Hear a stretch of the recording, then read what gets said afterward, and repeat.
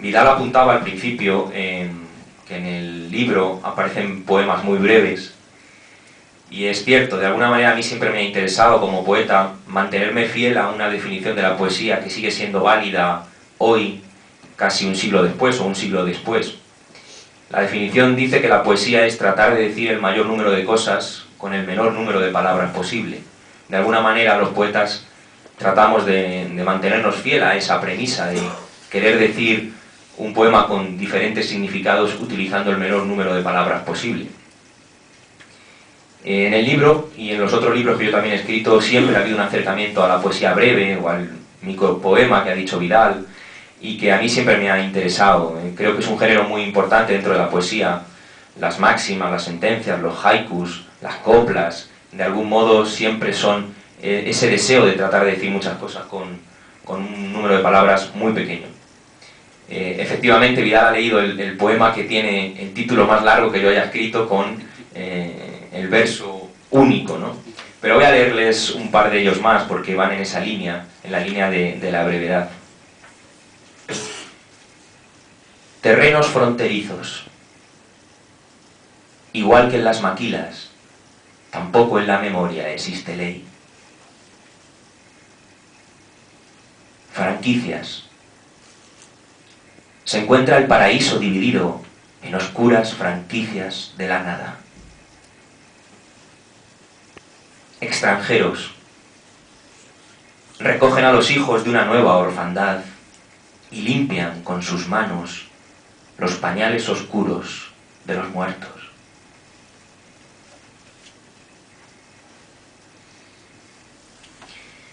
Y vamos a pasar ya, para terminar, a la última parte, la raíz de la esperanza.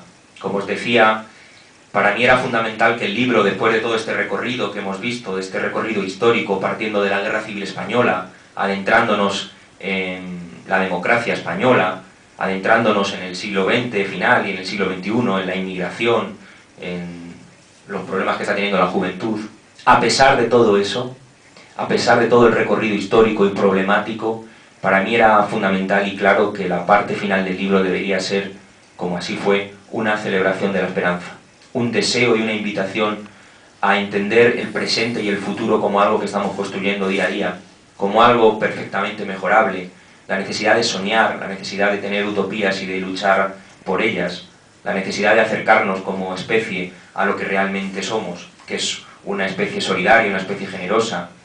Y la raíz de la esperanza, como digo, son esos poemas finales donde de alguna manera el poeta reflexiona en voz alta sobre una serie de propuestas concretas que pueden ser una alternativa o pueden ser un compromiso o pueden ser una invitación a la reflexión. Hogaza de pan. Un hombre necesita una hogaza de pan que llevar a sus hijos, un pueblo al que volver, una vieja canción que traiga a su memoria el final de un verano, una casa sencilla. Un hombre necesita haber tocado el mar, haber amado mucho a una misma mujer, un aroma profundo que le lleve a los bosques para entender la luz. Un hombre necesita una hogaza de pan.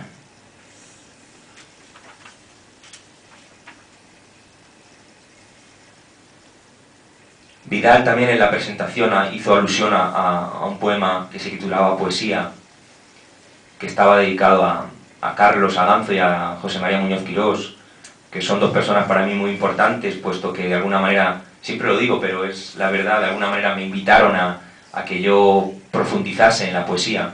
Y aquí hay una especie de díptico, una especie de espejo también, con ese poema que ha leído Vidal. Hay un poema previo que de algún modo pone sobre el tapete la utilidad. Yo decía al principio, en palabras de Vidal, que la poesía es algo radicalmente útil, y lo sigo defendiendo y lo sigo pensando, puesto que la poesía nos acompaña desde hace miles de años. No sabemos realmente el origen de la poesía, pero lo que sí que sabemos es que el ser humano ha necesitado sentarse alrededor del fuego o sentarse alrededor de un micrófono para contarnos quiénes somos. Y la poesía sigue teniendo una utilidad en este siglo XXI, que es de lo que habla este poema. Contra el tiempo que mata, la poesía.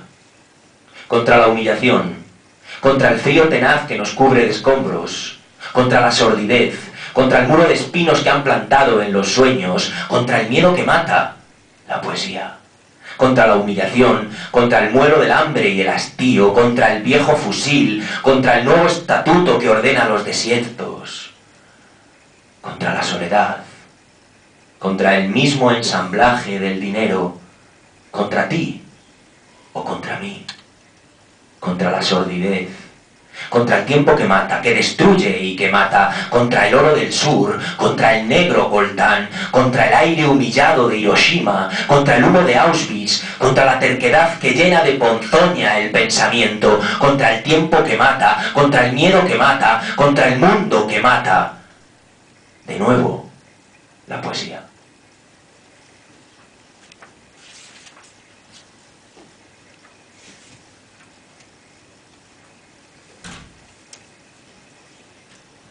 El siguiente poema se titula Entre ser y tener, y es una reflexión muy sencilla sobre algo que en principio todos deberíamos saber, pero que con los tiempos que nos está tocando vivir se está confundiendo.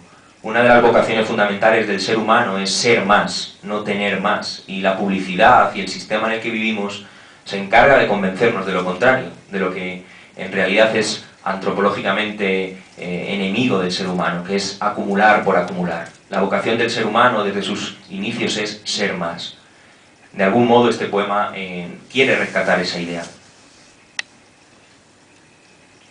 Entre el verbo tener y la estación del ser hay trenes de ceniza. No existen pasaportes para la libertad, solo férreos deseos de saber dónde estoy y encontrar a mi hermano y hacer con su mirada los cimientos perfectos de una casa.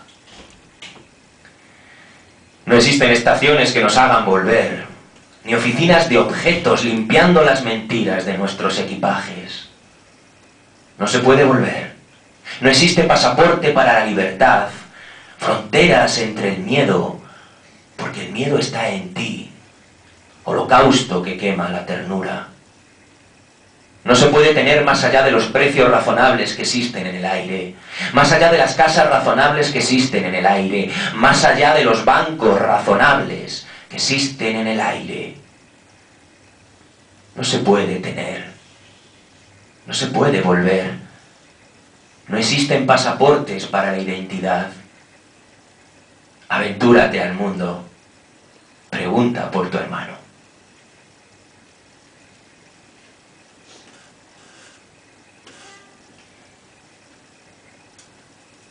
Si te atreves a amar,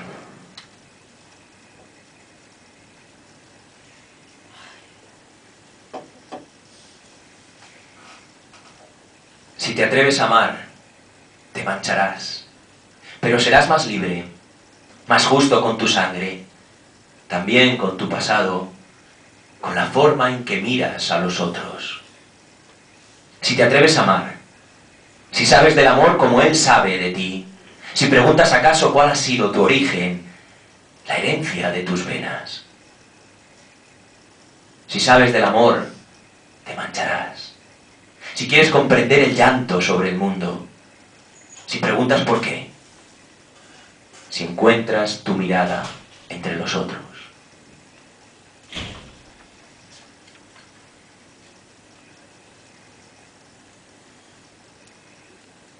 El siguiente poema se titula Humildad y utiliza una cita de uno de los poetas probablemente más admirados de todas las personas que estamos aquí, que es Claudio Rodríguez. Claudio Rodríguez tiene unos versos que a mí siempre me han parecido fascinantes, siguen pareciéndome perfectamente hermosos en la forma y en el fondo sobre todo. Claudio Rodríguez dice en este poema que yo utilicé: a pesar de tanta vida deplorable, sí, a pesar y aún ahora que estamos en derrota, nunca en doma. Siempre me ha parecido que el ser humano puede estar derrotado, podemos estar en derrota, que es quizá la perspectiva que podemos tener de estos tiempos, pero nunca domados, nunca podemos vivir en doma, nunca podemos aceptar que nos han domado, que nos han esclavizado.